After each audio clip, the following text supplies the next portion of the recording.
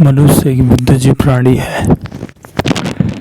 मनुष्य एक बुद्धिजीवी प्राणी है जो समझने और सोचने और कहने की क्षमता रखता है। मनुष्य धरती का वो बुद्धिजीवी प्राणी है जो किसी भी काम को अपने विचार विमर्श से और अपना अनुभव के आधार पर पूरा कार्य कर सकता है। जीवन में कितना भी संकट आए उस सब संकट से निवारण और अच्छा परिणाम और अच्छा जीवन जीने का हक सबको है, लेकिन विषम परिस्थिति में जो सब कुछ समझ सके, समझा सके और कह सके वह बुद्धिजीवी प्राणी मनुष्य होता है।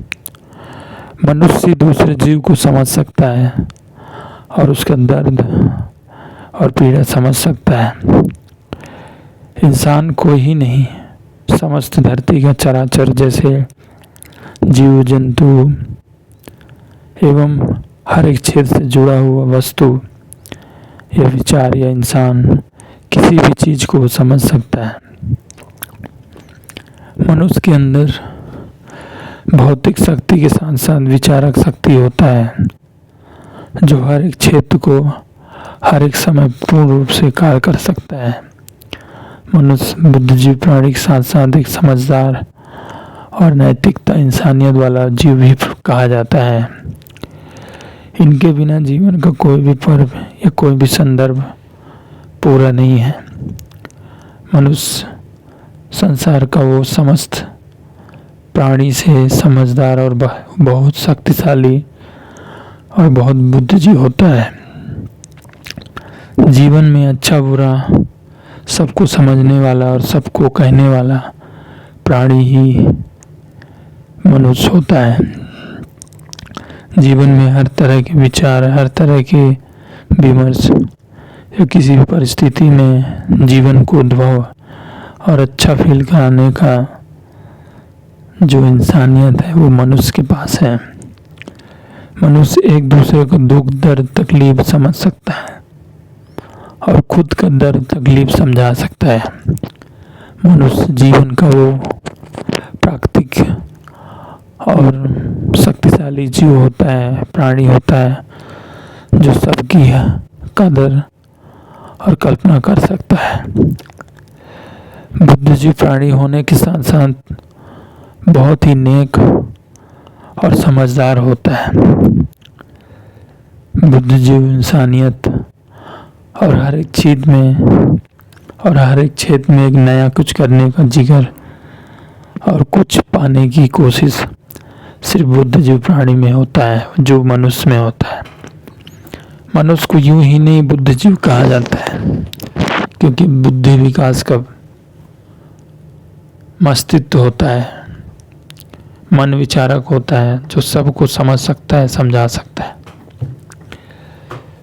मनुष्य जीवन के हर एक दुख से ओतप्रोत रहता है, जो समय के साथ उसका सुख दुख, अच्छा बुरा, सही गलत,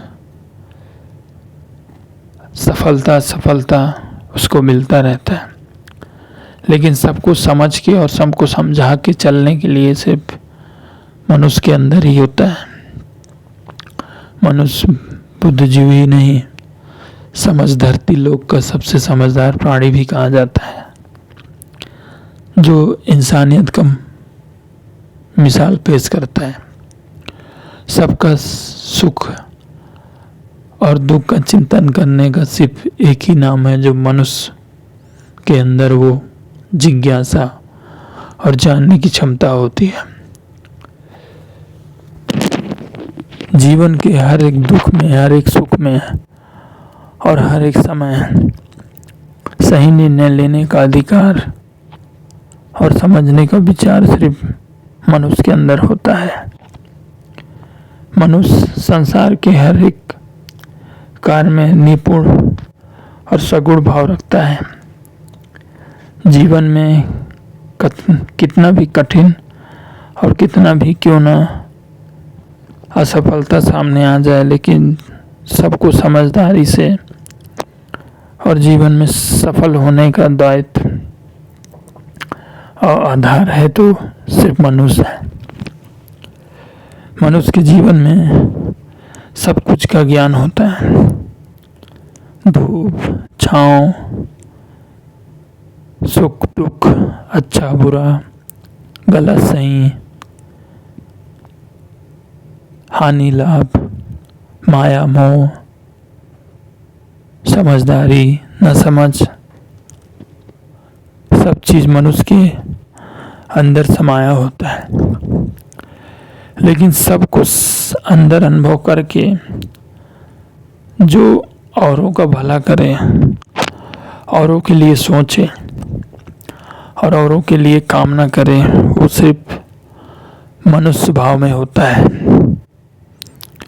मनुष्य 64,000 योनि भोगने के बाद ही मनुष्य का जन्म मिलता है, जो बहुत ही समझदार और नेक, हर एक चीज को जानने समझने, बोलने कहने और विचार करने की कला सिर्फ मनुष्य के अंदर ही होता है।